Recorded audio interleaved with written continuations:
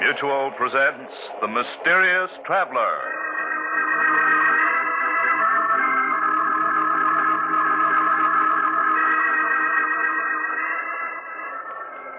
This is The Mysterious Traveler, inviting you to join me on another journey into the realm of the strange and the terrifying.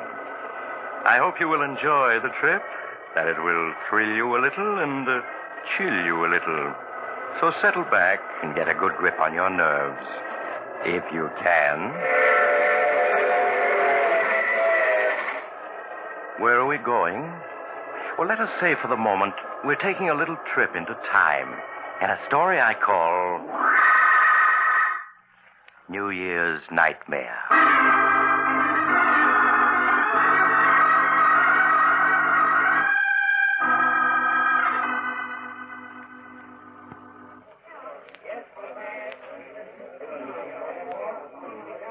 As the old year entered its last minute, the crowds at the Club Tropicana were waiting expectantly for the clock to strike midnight. At a ringside table, a lovely young woman angrily whispers to the man with her. Chris, if you take another drink, I'll leave. Oh, Judy, this is New Year's Eve. It'll be 1947 in another minute. Gotta celebrate, don't I? Just one more. Just one more, just one more. That's what you always say. I wouldn't mind if it were just tonight, but you're always getting drunk. Waiter, another bottle of champagne. Nothing I say means anything to you, does it? You think because I've forgiven you a dozen times in the past, I'll do it again. But you're wrong, Chris.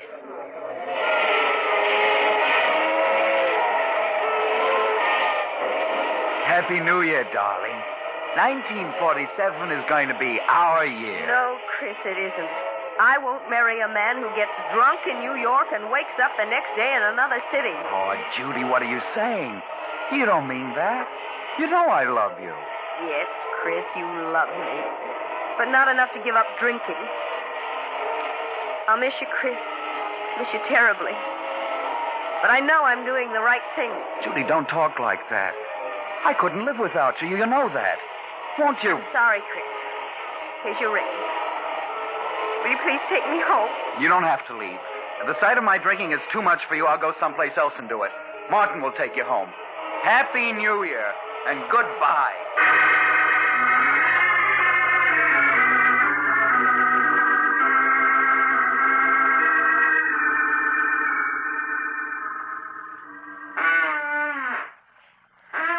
Do you mind finishing that drink, mister? It's 5 o'clock in the morning and I'm dead on my feet. Sure, I'll drink up. No matter what she says. That's right. Now you better go home and sleep it off. Good night and a happy 1947 to you. Thanks. And the same to you. Cold. Gotta find another bar. New Year's. Gotta celebrate. Another bar across the street. Oh, gotta celebrate. Hey, mister, look out for that car. You're gonna get run down if you don't. Look out!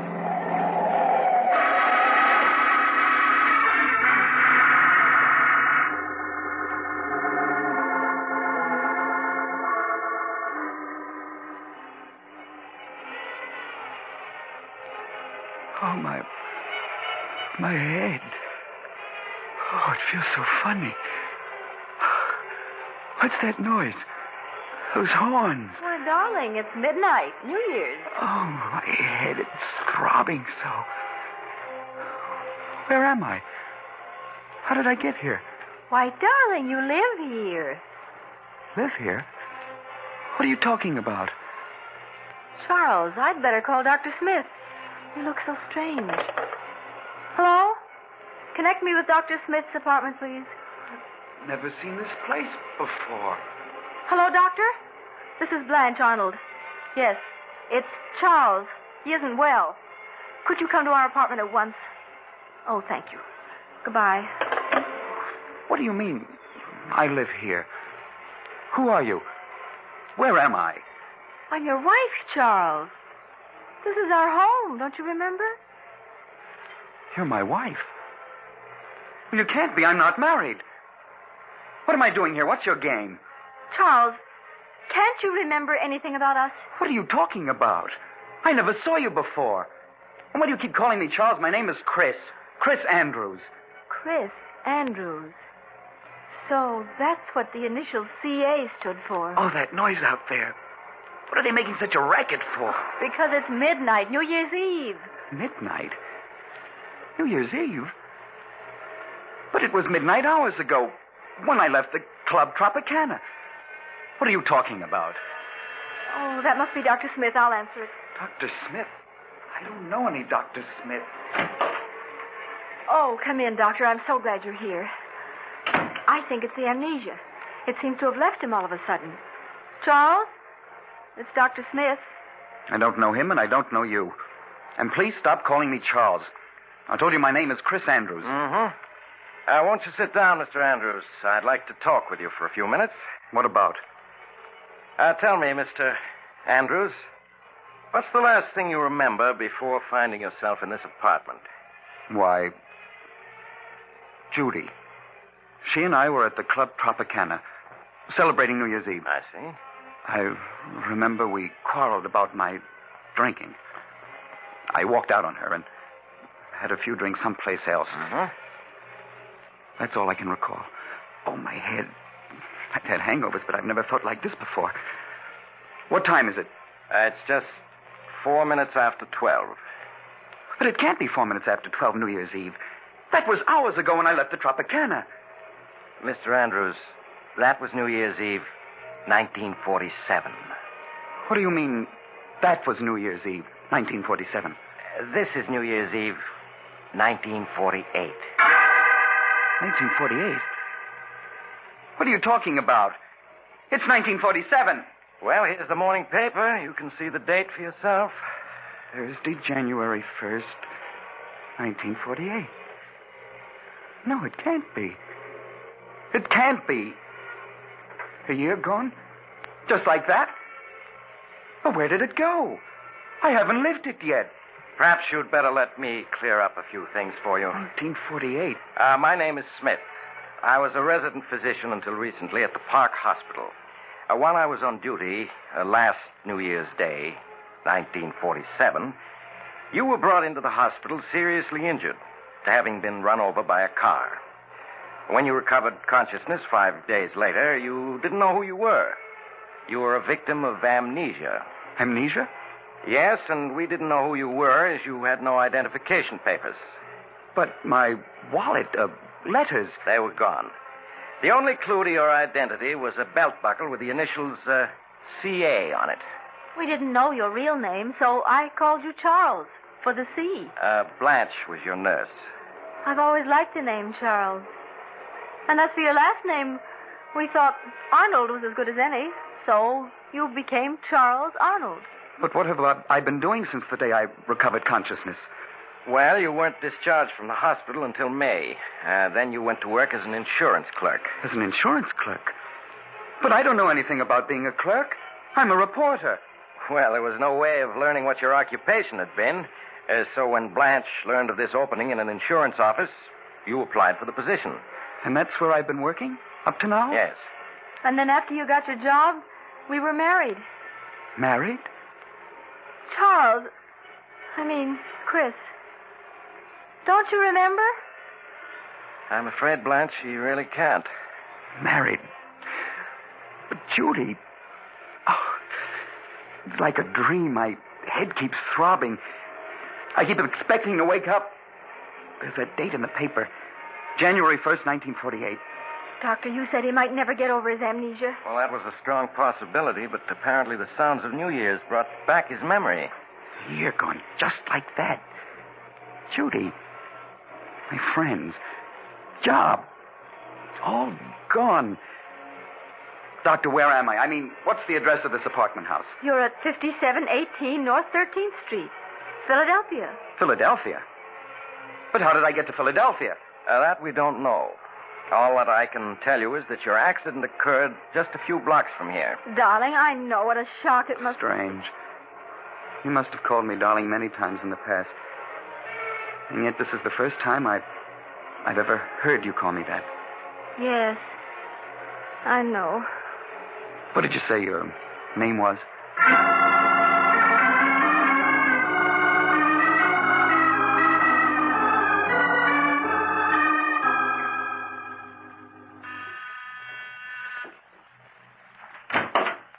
Oh, hello, Doctor. Come in, won't you? Thank you. How are you, Blanche? All right, I suppose. How's Chris getting along? He's fine. It's just... Why, Blanche, what's this? I've never seen you cry. Here. No, it's just that everything's so changed. Those 6 months Chris and I were married before he regained his memory were the happiest of my life. And now? This past month since he got his memory back, it's been as though I were married to a stranger. It isn't as though he doesn't try to be nice to me, but it's also obvious he doesn't love me. Now, Blanche, you mustn't say that. It's true, I tell you. How can a man love a woman those first 6 months as he loved me and then fall out of love with her when he's regained his memory? Well, you must have patience, Blanche. It will take time for Chris to adjust himself to what's happened. He fell in love with you as Charles Arnold, and I'm sure he will as Chris Andrews. You just must give him time. Chris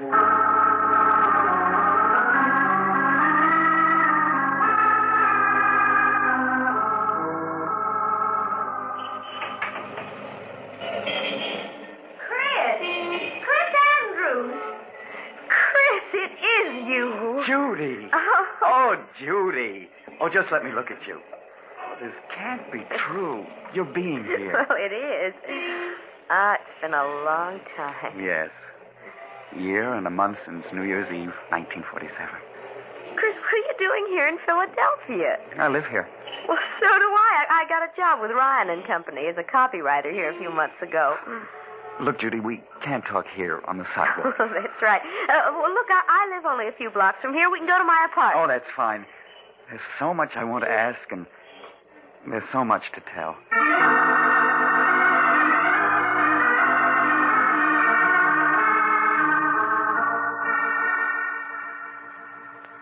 Here, let me have your hat and coat. Thank you. Would you like something to drink? No, I don't drink anymore. Oh?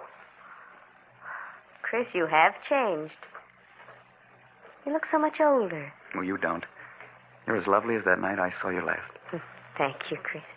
Judy, you'll have to let me explain what happened after I left you that night at the Tropicana. If you find it difficult to believe, I won't blame you. It still seems like a nightmare to me. That night, after I left you...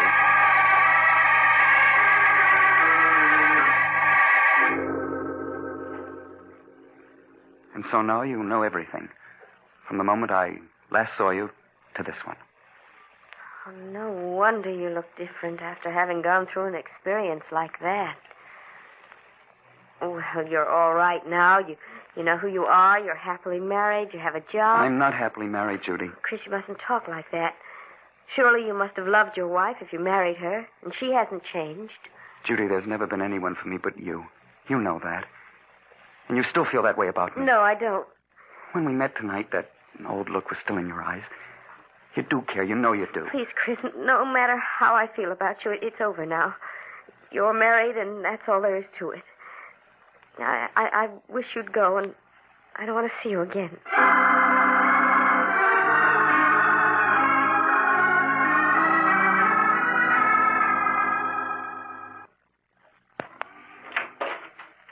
Chris, where have you been? I expected you home from work hours ago. I met a friend. Oh. Oh, you look so tired. Do you feel well? Blanche, this past month I tried my best to be a good husband, haven't I?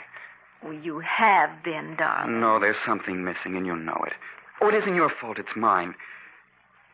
And as a result, we're both unhappy. You mustn't say that, Chris. I feel that in time, things will be as they were when we were first married. When you were Charles Arnold. No, but they won't be, Blanche. It's no use, I tell you. Chris, who is the friend you met tonight? The girl I was once engaged to. I see. Blanche, you've got to give me a divorce.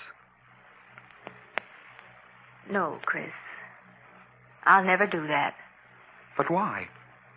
You know I don't love you. What's the sense in going on like this? Chris, when you were Charles Arnold, you did love me, and we were happy together. I had your love once, and I mean to win it back.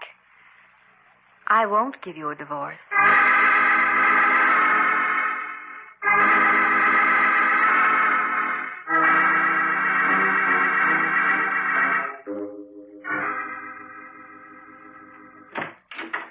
Hello, Judy. Chris, I asked you not to call on me again. Judy, I've got to talk to you. May I come in? Well, all right. But just for a few minutes. Thank you. Judy, even if we hadn't met again a week ago, things wouldn't have been any different between my wife and myself. I'll never love her. And I'm not going on with her. What do you mean, Chris? I'm going to leave her, Judy, and start all over, someplace far away. I just came around to say goodbye. Are you set on leaving her? Yes.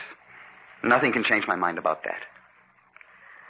Now, you've got to understand my position, Chris. I could never be happy with you if I thought I'd been the one who came between you and your wife. But if you are going to leave her, I would like to see you again when you're free. Would you, Judy? Yes. But I don't want to see you until she's given you a divorce. Divorce? Judy, I am going to be free. Nothing's going to prevent it. Nothing.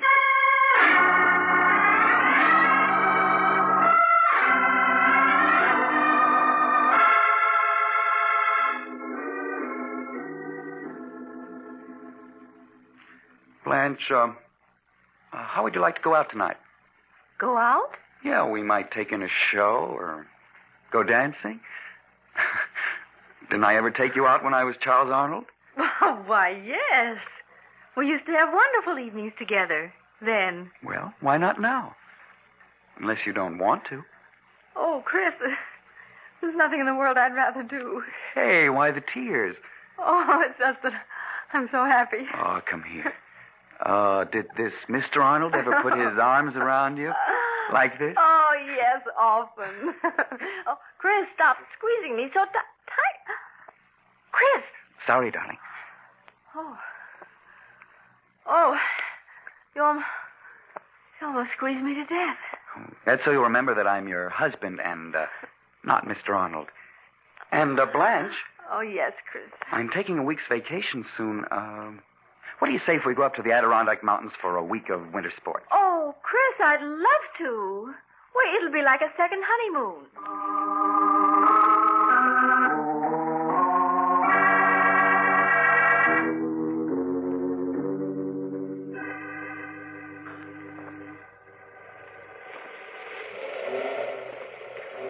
Blanche, you all right? There's only a few more feet to the top. I'm coming, darling. Where are you? Oh, there you are. Oh, Chris. Oh, the view is wonderful from here, isn't it? You're right. Being up here is like being alone in the world. Yes, just the two of us. Oh, this past week's been a wonderful one, Chris. I've never been so happy. Nor have I. Oh, be careful, Chris. Don't go so near the edge. That canyon's 4,000 feet deep. Oh, this ledge is perfectly safe. Come over here and take a look at the valley below. All right. Ooh, please keep your arms around me, Chris. Looking down like this frightens me. There. You're safe in my arms. Chris, why are you looking at me that way? What way, dear? I don't know. Is your head throbbing again? No, dear. I don't suppose you've changed your mind about giving me a divorce, have you? Giving you a divorce? But I thought we were so happy together. Yes, that's the impression I meant people to get. Chris, you can't be serious. Why, everything's been wonderful these past few weeks. Oh, I see it won't be any use trying to talk you into it. What do you mean? I'm sorry, Blanche. I don't want to do this, but you've given me no alternative. It's really your own fault, that you must die. Let go of me. Chris. No, you struggling, darling. No one can see or hear you, and you can't possibly escape. You can't throw me off that ledge, then I'll hang you. I don't think so, dear. We've been so happy these past few weeks. I'm sure the police will see it as an unfortunate accident. Stop pushing me toward the edge. Chris, don't. I'll give you a divorce. I'll give you anything. I'm afraid it's too late for that.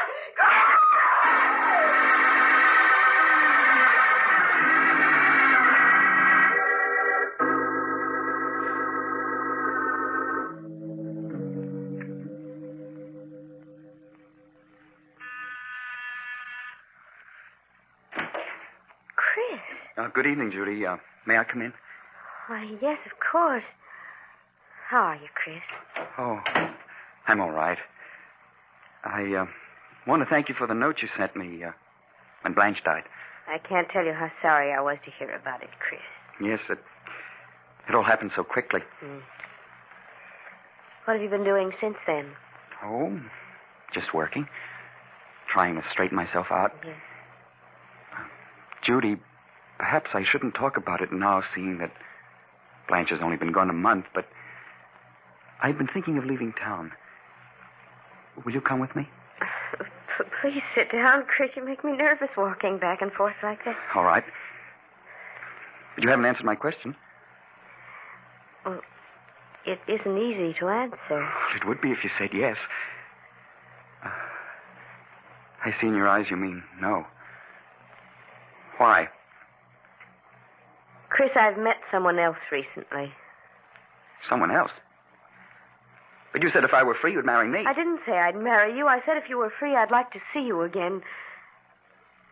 But now I'm not even sure of that. You're so different from what you used to be. Stop being clever. If you didn't say you'd marry me, you implied as much. Please, Chris, you're making it so difficult for me. I'm making it difficult for you. And I suppose what I've been through doesn't count. I risked my life to get you. Risked your life? Chris, what are you saying? Are you such a fool as to believe that Blanche fell off that mountain? Chris, you didn't. Yes. And I didn't because you said you'd marry me if I were free. Oh, no, I meant a divorce. But she wouldn't give me a divorce. It was the only way I could gain my freedom. And now you tell me there's someone else. Oh, Chris. I did it for you. And you're going to marry me. No, I won't. If I can't have you, no one else will. Chris, what's the matter with you? Chris! We were meant for each other, darling. In life and in death. Chris, if you come any closer, I'll scream for help. No, don't. Chris, no! You won't marry me. You'll never marry anyone else. There. He'll never have you. Open up in there. Miss Winters, are you all right? Call the police. Oh, I didn't want to do it, darling. But you forced me to. Oh, my head. It throbs so. Everything's like a nightmare. Open up in there. This is the police. The police? I've got to get away.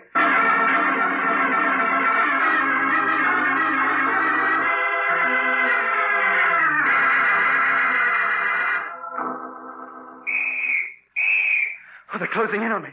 There's no escape from this roof. Let's work our way down from this end of the roof to the other. They'll never take me alive. Never. I've got 5 bullets.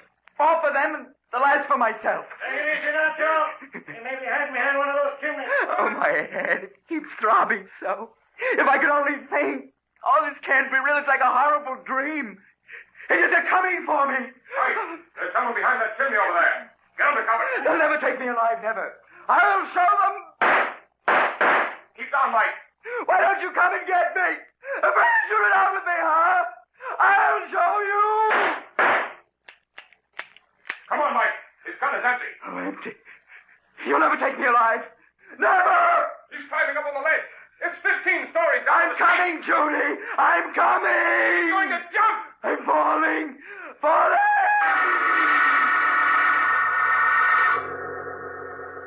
You'll never take me. Never. I'm falling. Falling. Doctor, the patient's recovering consciousness. Yes, you're right. He's opening his eyes. Oh, my head. It throbs so. Where am I? Oh, it was a dream. Not real. Oh, thank heaven. Now, you must be quiet. You've been in a serious accident. Accident? Yes. You were hit by an automobile New Year's morning. Would you mind telling me your name? There weren't any identification papers in your clothing, and we'd like to inform your relatives of what's happened. My name? It's... I can't remember my name. I see. Well, what about your address? Can you remember that? No. No, I can't remember anything. Now, you mustn't get excited. It'll all come back to you. You received a fractured skull from the accident. There was a mountain. Mountain? You mean you live near one? I don't know. There was a mountain, and the police were chasing me. And I jumped off a high building. It's all mixed up. You probably dreamed that while you were unconscious. But you're all right now. Just need rest and quiet. Where am I? You're in the Park Hospital, Philadelphia. Philadelphia? What day is it? It's January 5th, 1947. It's 7:26 in the evening. And you don't know my name? No, all we have is your belt buckle with the initials CA. C.A. Nurse, will you look after the patient now? I'll be in to see him later tonight. Yes, Doctor. Are you comfortable? The initials C.A. What do you suppose they stand for? Perhaps the C is for Charles? Charles? Charles. I don't know. Well, suppose I call you Charles, just for the time being. I always liked the name Charles. All right. What's your name? I'm Miss Thompson, but you can call me Blanche. And Charles, let me be the first to wish you a happy 1947.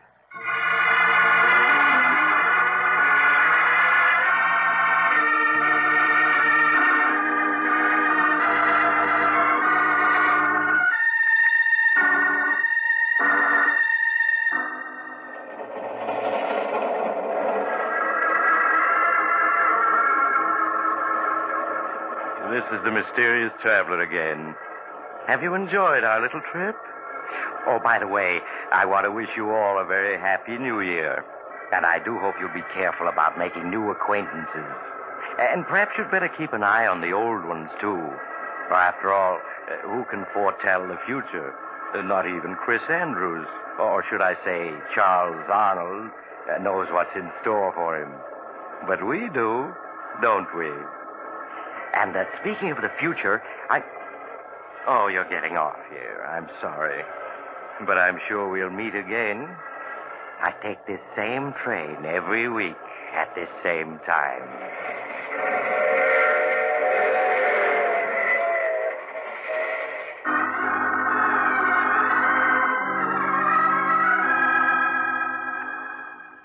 You've just heard The Mysterious Traveler, a series of dramas of the strange and terrifying.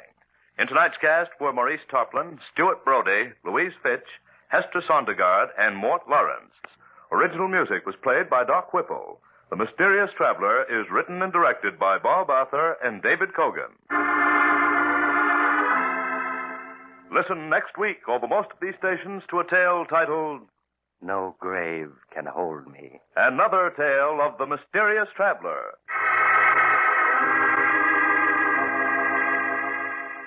The Mysterious Traveler has been presented from our New York studios. Carl Caruso speaking. This is the Mutual Broadcasting System.